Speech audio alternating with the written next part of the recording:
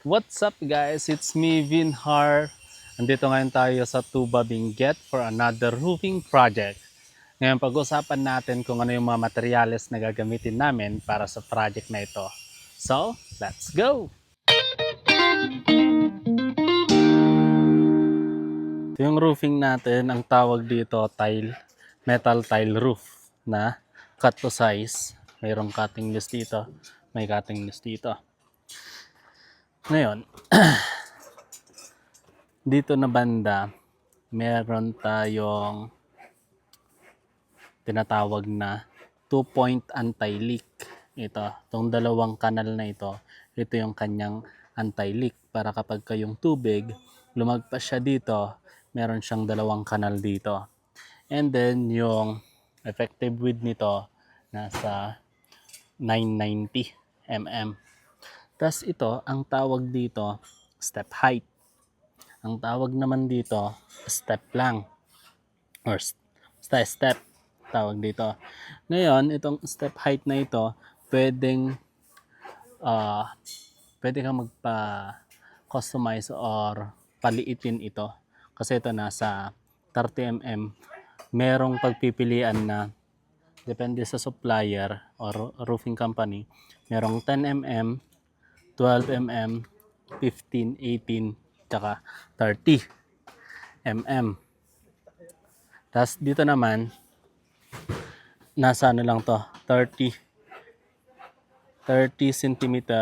Pwede mong papalitan ito, gawin mong 20 kung yun yung gusto mo.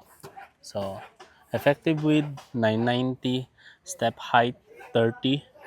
Tapos itong step module niya nasa 30 cm. So, ang requirement nito na purlin spacing, ang tinatawag ko na purlin spacing ito, ang pagitan ng dalawang perlina na yan. Ang requirement nito, at least nasa 30 cm, 45 cm, or 60 cm. Kasi ito, nasa 30 cm lang. Ang maximum na pwede mong purlin spacing from here to dito. 60 na yan. Kapag gusto mo ng mas matibay, dito, ang gawin mo lang, 30 lang. 30, dito hanggang dito. 30. Kasi yung iba, kaya sila nagtataka minsan na andali daw mabali itong yero na to. Kasi kapag ang purlin spacing nila is 60, syempre andito yung isang perlina, tapos andito yung isang perlina. Ang ginagawa ng ibang installer, inaapakan dito sa gitna. Walang perlina dito, kaya lumulubog. Kaya sinasabi nila na madaling mabali. So, ang kailangan, kapag 60 cm yung perlina mo, iwasan mong apakan yung walang support or walang perlina. Kung 60, dapat dito ka apak, tsaka doon. Pag 30, kahit every step yan, pwede mong apakan kasi may support dun sa likod niya. So, ang kulay pala nito is basalt gray. Basalt gray na naka-textured finish. Yan. Medyo rough yung surface niya, yung coating niya. Tawag dito is wrinkled paint. Pero ang ano namin, tektura. Ganyan yung kulay niya. Medyo masarap lang siyang himasin kasi nga textured. Medyo may pagka-matte yung color, tas minsan may pagka-glossy. Depende kung saan ka angle tsaka saan tatama yung sikat ng araw. So, yan. Basalt gray na metal tile roof. Tatakpan na nila.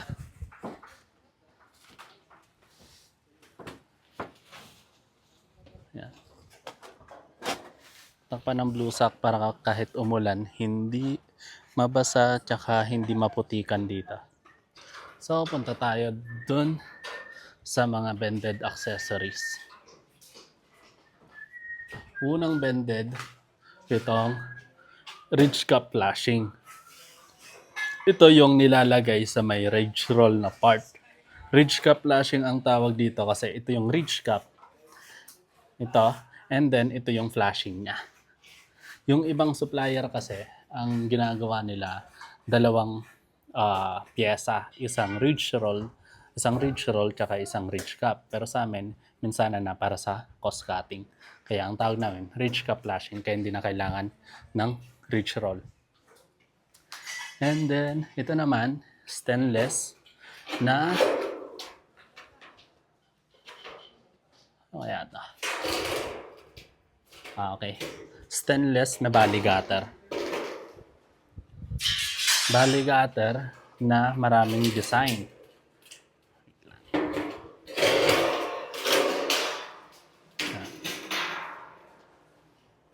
Bali gutter ito, bali nilagyan ng maraming design dito para kapag ka umaagos yung tubig, kunwari ito lang, dito lang siya.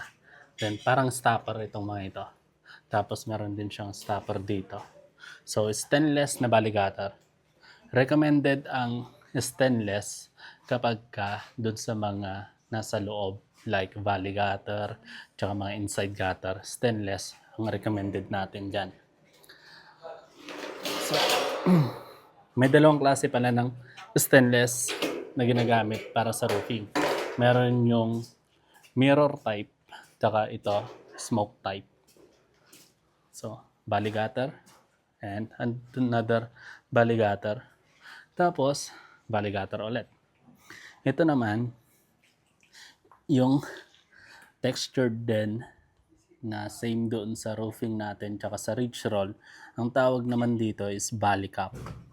So, meron tayong valley gutter dito. And then, meron tayong valley cap. So, ito, technically, nakapatong lang ito sa may yero sa tapat ng valley cover, ng valley gutter. So, yun lang siya. Ang size nito is nasa 12 inches, yung cut size niya. Itong valley gutter naman, nasa 24. Itong ridge cap, nasa 18. Tapos, ito naman, yung ating Spanish gutter, tsaka Spanish flashing. Ito yung Spanish flashing natin. Ayun lang. May mancha. Spanish flashing, kasi Spanish gutter. Ito, magkaiba sila ng kulay. Basalt gray. Ito naman, silk gray. Kung titignan nyo, textured din yung kulay niya or yung coating niya. Pero, yung pagka-gray niya, medyo light masyado. So, silk gray, itong end flashing natin, tapos itong gutter natin, Spanish gutter natin, silk gray din. Bakit? Magkaiba yung kulay ng roofing, ridge cap flashing, valley gutter, tsaka itong end flashing at Spanish gutter. Kasi, ang gusto nila, client dito, itong Spanish flashing, tsaka Spanish gutter natin, magmukha siyang or mag-serve siyang lining nung ating roofing. Kaya iniba yung kulay. Ginawang mas lights. Pero parehas lang yung textured na tektura. Wrinkled textured. So, Spanish flashing na cut 24 inches. Tapos, Spanish gutter na cut 24 inches. So, yan. Meron tayo ditong insulation foam. Siyempre, ang lagi kong nire-recommend itong single bubble insulation. Ito yung nire-recommend ko compare dun sa PE foam kasi mas matibay yung aluminum nito. Kasi yung aluminum niya, real. Mas manipis siya compare dun sa mga PE foam pero parehas lang sila ng R value or ng heat resistance. Ito yung mga hardware accessories natin. Start natin dito sa may underbody coating or tartan. Itong underbody coating na to, ipapahid namin ito doon sa ating valley gutter tsaka Spanish gutter. Doon sa may undercoat niya. Kaya underbody coating. Additional protection against doon sa harmful environmental condition. Tapos ito naman, blind rivets na 532 by 1/2 box.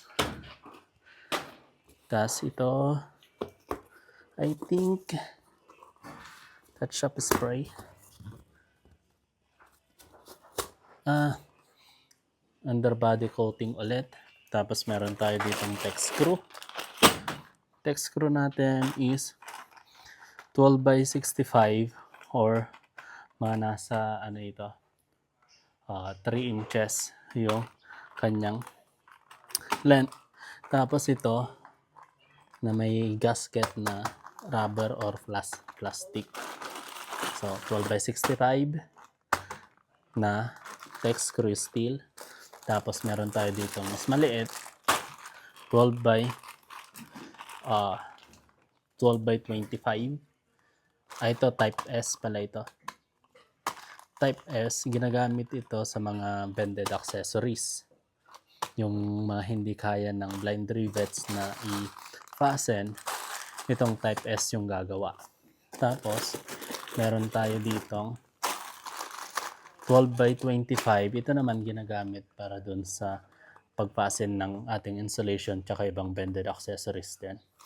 Tapos, ito 12 by 65 ulit. Tapos, meron tayo ditong clear na silicone sealant para sa mga dugtungan ng bended accessories. Tapos, touch-up paint. Meron tayong touch-up paint dito na base coat. Tapos, meron tayong glitter. Yan. Para sa salt gray, tsaka para dun sa basalt gray. And then, ito naman, text screw din ulit. Text screws. Tapos, ito, silicone sealant din. Tapos, ito, meron tayong extra na plain sheet para kapag may kumulang dun sa ating mga bended accessories, meron tayong magamit na ipapabend. So, ayun lang. Yun yung mga materials natin. And meron pa pala isa dito na plain sheet naman ng Piombo gray or ng basalt gray natin. For safety purposes lang, pagka nagkulang, may magamit.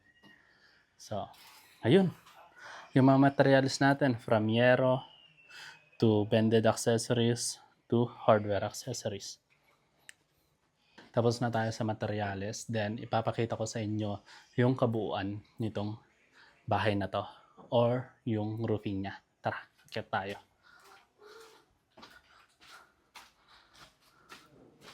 Try natin umakyat.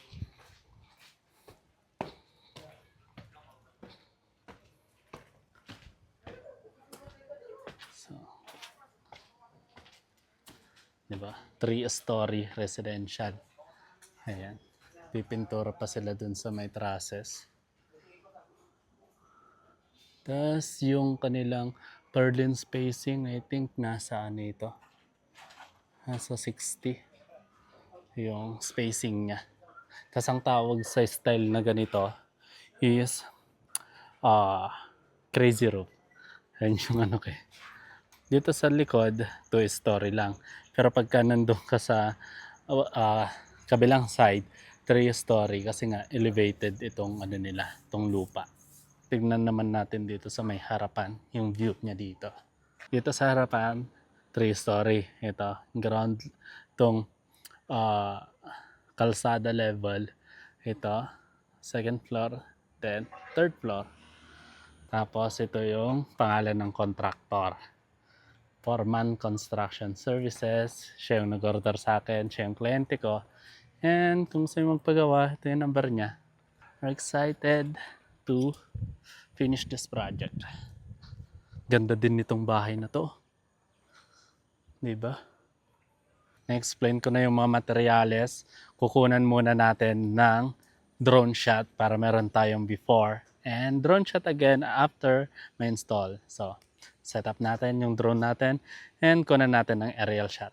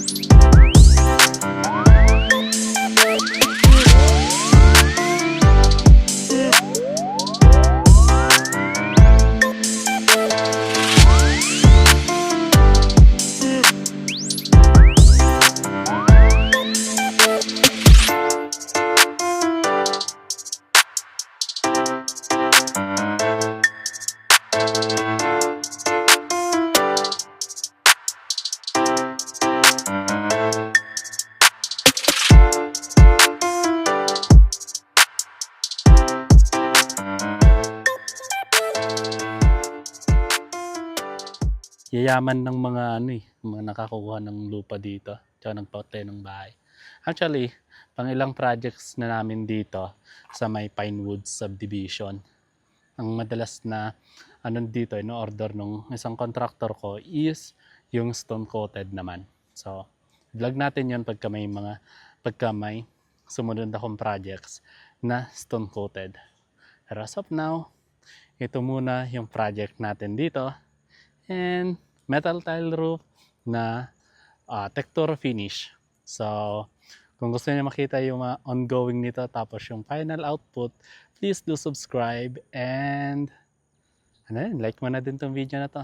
So, until next time, see you on the next video. Keep hustling. Bye!